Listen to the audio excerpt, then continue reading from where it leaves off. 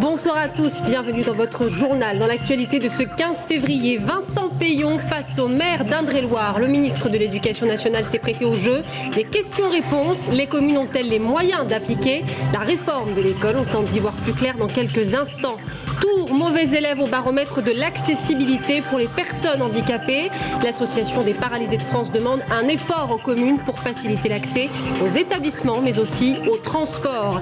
Et puis au château d'Azel-Rideau, à la découverte d'une chambre de la Renaissance, rencontre avec les derniers maîtres de précieux métiers d'art, un savoir-faire unique au monde. Bonsoir, Vincent Peillon à la rencontre des maires d'Indre-et-Loire. Le ministre de l'Éducation nationale s'est expliqué sur la refonte de l'école, mais cette fois-ci en termes de dotation collectivité. Les communes peuvent-elles réellement appliquer cette réforme? On tente d'y voir plus clair avec Anis Michaud. C'est dans un climat apaisé que Vincent Peillon, ministre de l'Éducation nationale, a été reçu ce vendredi matin par les maires de l'agglomération tourangelle. Ici, pas de clivage politique autour de cette réforme. Les élus de droite comme de gauche la jugent nécessaire. La semaine de 4 jours et demi sera donc bientôt une réalité. Mais en attendant, les inquiétudes sont bien là, avec en premier lieu les charges supplémentaires à envisager pour les collectivités. Alors, on a fait des simulations sur cette réforme. On est entre 150 et 200 euros par enfant pour assumer la garderie, les animations, la cantine en plus le mercredi midi. Donc cet argent, si on consacre à la réforme scolaire, c'est de l'argent moins pour d'autres projets. Qu'à cela ne tienne, si ce n'est qu'une question de bonne volonté, l'agglomération en a de reste et compte bien faciliter la mise en place de la réforme dès la rentrée 2013. On est en train de mettre un système d'analyse sur l'agglomération, de façon à savoir exactement quel est le coût pour chaque commune, parce qu'il peut y avoir des différences. Nous retourner vers l'État pour voir combien l'État va donner, et puis faire aussi de la solidarité, je pense notamment sur les transports au sein de l'agglo, pour que les communes soient à égalité devant cette réforme. De son côté, l'État a promis une aide de 50 euros par élève aux communes qui passeraient à la semaine de 4 jours et demi dès 2013. À cela s'ajouterait 40 euros par élève dans les communes les plus en difficulté. C'est une priorité pour l'État, ça peut l'être aussi pour les collectivités locales. Et l'État a décidé, si c'est l'intérêt de l'enfant, de l'élève, donc de la France de demain, d'aider. Donc il y a de l'argent pour ça, il n'y en aura peut-être pas assez, diront certains, mais qu'ils prennent déjà ce qu'il y a. Pour l'instant, certains hésitent même à le prendre, vous voyez.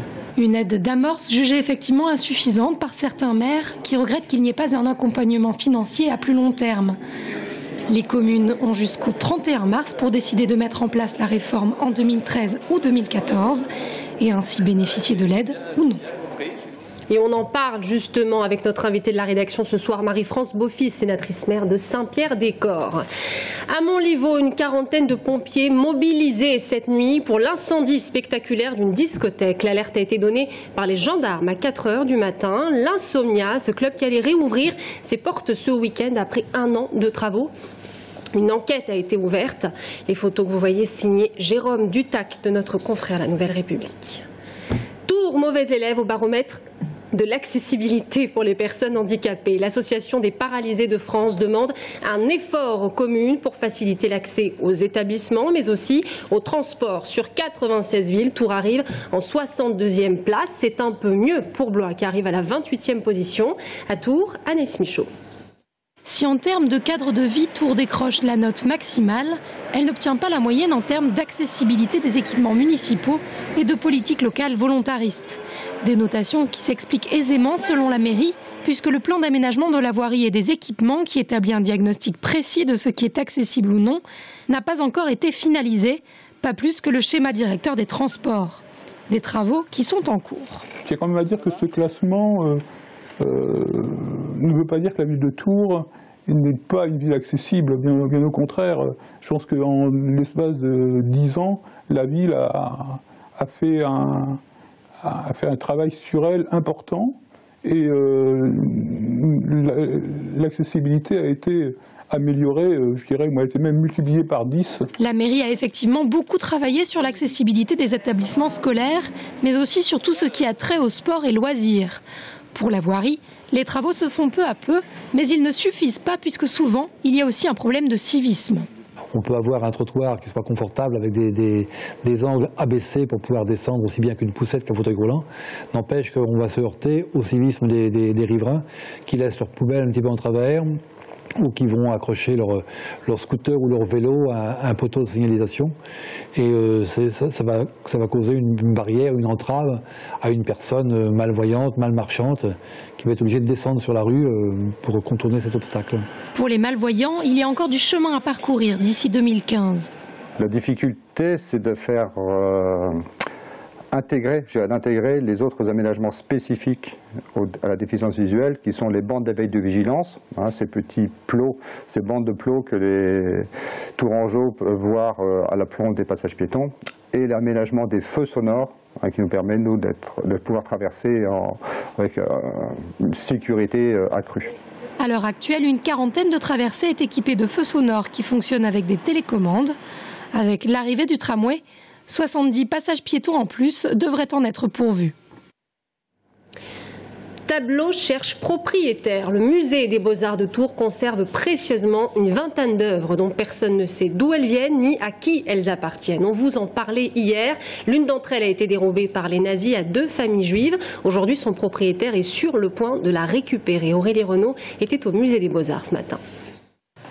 Le musée des Beaux-Arts se devait d'exposer l'apothéose de Saint-Jean Népomucène en permanence, car l'œuvre de l'allemand Palko est dotée d'un statut spécial, le statut MNR pour Musées Nationaux Récupération.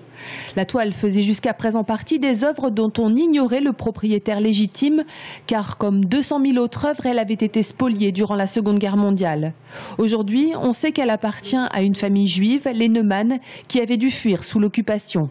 En 1941, M. Neumann quitte Vienne, et évidemment en France, la situation n'était pas meilleure pour lui, donc il a choisi de laisser en fait sa collection en France pour emmener sa famille à Cuba.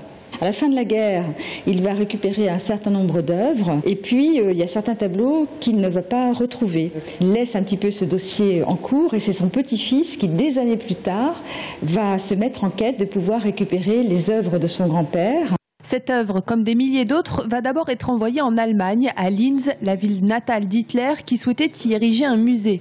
À la fin de la guerre, les Alliés récupèrent toutes les œuvres spoliées et les ramènent en France. Au total, 45 000 œuvres vont être rendues à leurs propriétaires. Les autres, dont on ignore la provenance, vont être confiées au Louvre et à différents musées de province. Avec le temps, bien sûr, les chances s'amenuisent de pouvoir récupérer les œuvres, parce qu'il faut pouvoir monter des dossiers suffisamment sérieux pour que la direction des musées de France prenne ce dossier en compte. Donc il y a un caractère effectivement exceptionnel sur cette histoire. Une exception qui pourrait peut-être se multiplier grâce à Internet, car sur la toile, les autres statues MNR, 2000 au total, y sont répertoriés comme ce tableau et cette tapisserie exposés eux aussi au musée des Beaux-Arts de Tours. Sur le site, l'historique de l'œuvre, sa provenance, sa représentation, autant de détails qui permettront peut-être à des familles de retrouver leurs biens. Direction Èvres-sur-Indre à présent, à la découverte d'un concept tout à fait novateur, l'équibuche, des bûches de chauffage à base de copeaux de bois et de crottins de cheval utilisés dans les écuries.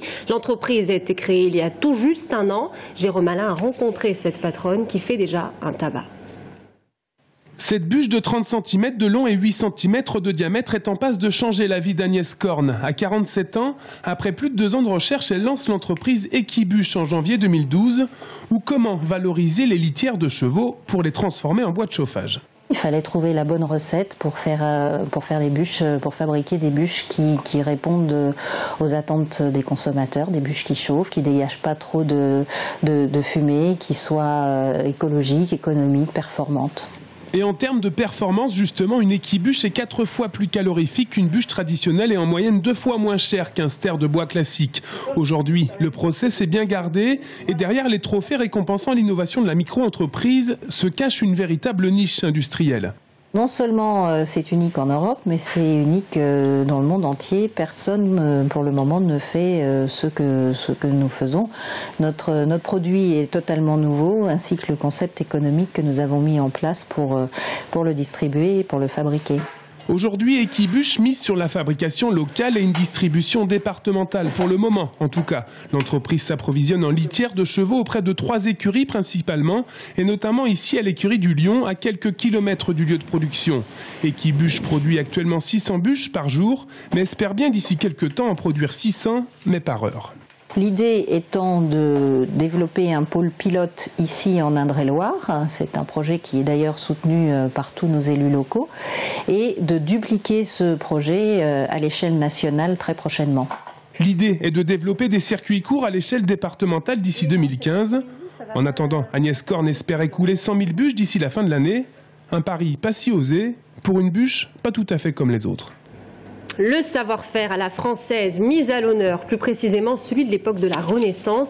Après 2 ans de grands travaux, le château d'Azel-Rideau vient de terminer la reconstitution d'une chambre particulière puisqu'elle a été réalisée par des petites mains de plus en plus rares dans le monde, des métiers d'art dont quelques artistes seulement possèdent encore le savoir-faire. Brian Bock.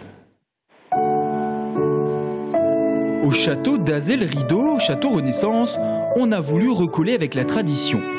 Dans la chambre de Philippe d'Esbailly, la femme de Gilles Berthelot, le propriétaire au XVIe siècle, tout a été refait comme à l'époque, à l'image de ces nattes en jonc tressées à la main. Ces nattes en jonc, on en trouvait à la Renaissance dans tous les logis. On en trouvait chez François Ier, dans le logis d'Henri II, chez les seigneurs, les bourgeois, les marchands. Et donc, il nous a semblé important de pouvoir refaire découvrir au public d'aujourd'hui une disposition extrêmement fréquente à la Renaissance. Pour tresser ces nattes, le Centre des Monuments Nationaux a dû faire appel à la seule personne possédant encore ce savoir-faire en Europe, une Anglaise du nom de Felicity Irons. Son équipe de 6 personnes a travaillé pendant 3 mois pour réaliser les 1,4 km de nattes qui tapissent cette chambre. Quant au lit, dit à quenouille, typique du XVIe siècle, il a fallu à Catherine Mangou, tapissière, plus de 510 heures de travail pour restituer toute la garniture d'un lit d'époque. Vous avez donc tout ce qui est literie, c'est-à-dire le sommier, le matelas, la couette. Ensuite, vous avez la courte pointe édredon, le coussin, donc avec des proportions vraiment de la Renaissance, le traversin, toutes les pentes, le fond de lit, les bandeaux, le ciel de lit. Au total, la restitution intégrale de cette chambre authentique du XVIe siècle aura nécessité 2 ans de travail de la conception à la réalisation définitive. Et vous avez donc jusqu'au 16 mai pour admirer ce travail d'orfèvre. Voilà, c'est la fin de ce journal. Merci à tous de nous avoir suivis. Dans un instant, l'invité de la rédaction, Marie-France Beaufils, sénatrice maire de Saint-Pierre-des-Corps, nous rejoint sur ce plateau. À tout de suite.